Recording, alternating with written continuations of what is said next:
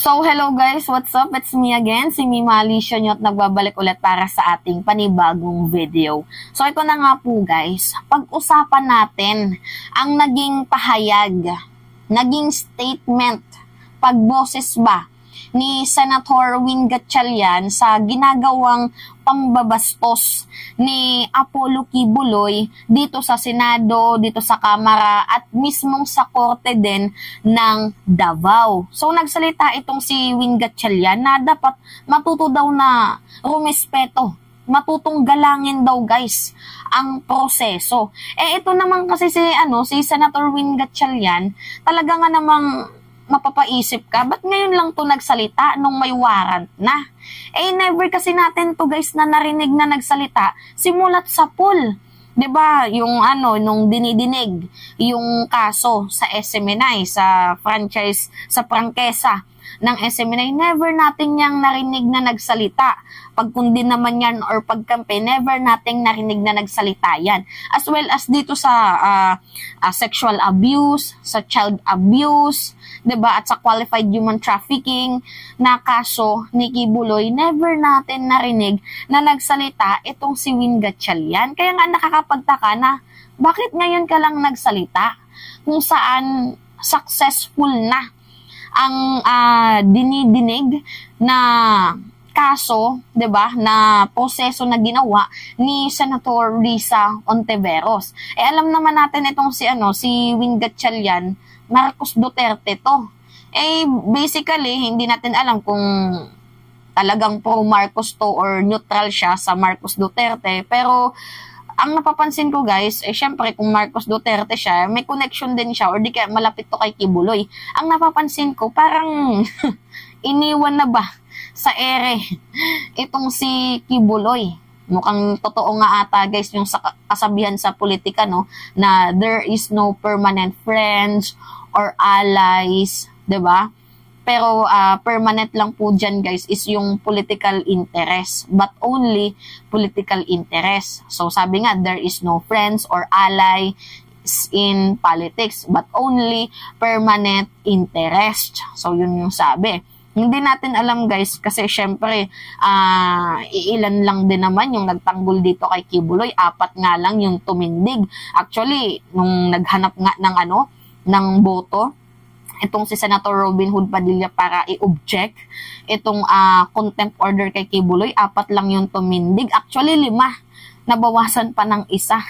Basically 4 na lang nga silang tumindig. So useless din naman ata kung kakampi ito si Win Gatchalian. Pero bakit ngayon lang siya nagsalita, 'di ba? Yun yung nakakapagtaka dito. Anyway, panoodin natin tong pagboses ni Win Gatchalian. Well, alam ko ang Kongreso mayroon ding subpoena, no? Ang Senate may subpoena, ngayon may warrant of arrest na. And ako ang nakikita ko diyan, dapat galangin niya ang proseso at warrant ngayon means that formal court na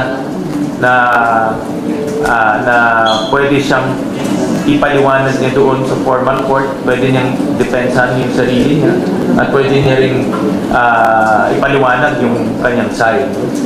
Dahil narinig ko, sinasabi nila na ang Senate at Congress hindi naman formal court, ngayon may warrant na which is issued by a formal court.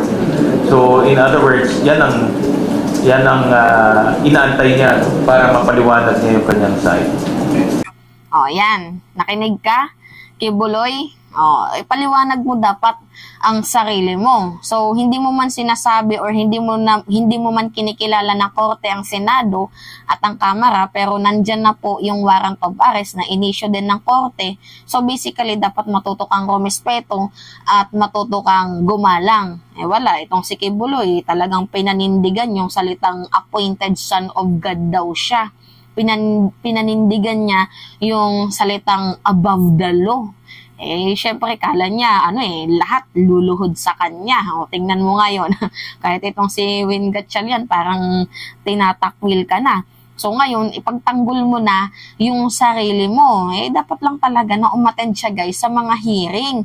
Lalo pat syempre, nagiging, sa totoo lang naman, ang naririnig lang natin is yung side ng ng kabilang kampo, which is yung mga nag-aakusa kay Kibuloy, yun lang yung naririnig natin. Itong si Kibuloy hindi umaattend, so paano natin maririnig yung kanyang side?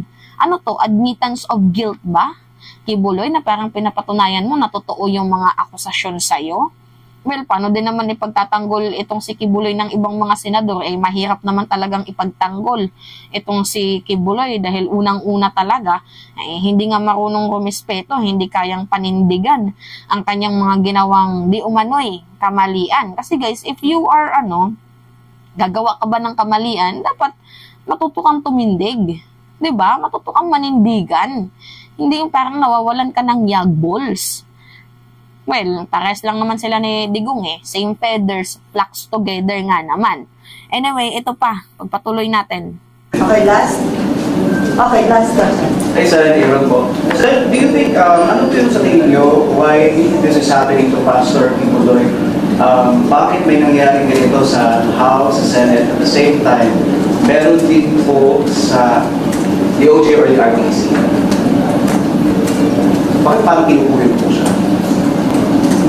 Well, trabaho ng House yung pag-hear ng kanyang franchise. Trabaho ng Senate yung pag-hear ng mga human trafficking issues.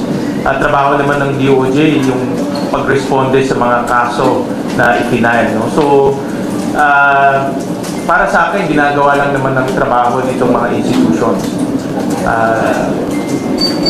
That's it. Pero sa hindi po pa siya nakapagtataka kasi yung mga kaso po that was filed, luma na po siya Kumbaga parang lagpas na po siya sa prescription period. And then that should be argued by his lawyers. Mga abogado naman siya. Like for example, that warrant of arrest, pwede naman i-argue ng mga abogado niya na yung mga ganyan, lampas sa prescription period or what else. Ang importante ngayon may chance na siyang marinig in a formal setting. Okay. Kasi guys, yung tanong ng reporter, ano yung masasabi mo na parang nagsabay-sabay na lahat? 'Di ba? May warrant of arrest sa Senado, warrant of arrest sa Kamara, warrant of arrest sa Davao, na parang pinagtutulungan siya. Yun yung message ng reporter. Ang sabi naman ni Win Gatchalian, wala talaga tayong magagawa. Trabaho ng Kamara na gawin ang kanilang trabaho din ng Senado na mag-imbestiga, at trabaho din ng Davao yung trabaho nila. So, basically, dapat mag-settled na itong si Kibuloy na harapin ang mga aligasyon at akusasyon sa kanya in a formal way, hindi yung patago-tago. 'Di ba? Kasi mahirap nga naman ang makipagpatentero dito sa sa batas. So, ngayon nga po guys, ito na yung nangyayari na talagang parang tila baga may iwanan na. Meron nang nangyayaring 'di ba? Yung tapon sa mga kakampi. Kasi never ko tong narinig na nagsalita itong si Win Gatchalian Pero kung yung thought niya is naman, maganda naman, nice to hear you, Senator Win Gatchalian. Hindi yung wag naman sana na sumasabay sa agos, na kung saan malakas yung agos, abay doon kakambyo. So, hoping sana yung sinabi mo is panindigan mo na dapat igalang ni Kibuloy itong proseso na kinakaharap niya. Now, anyway, yun lamang po guys. It's me again, si Mima Alicia at nagbabalik ulit para sa ating panibagong video.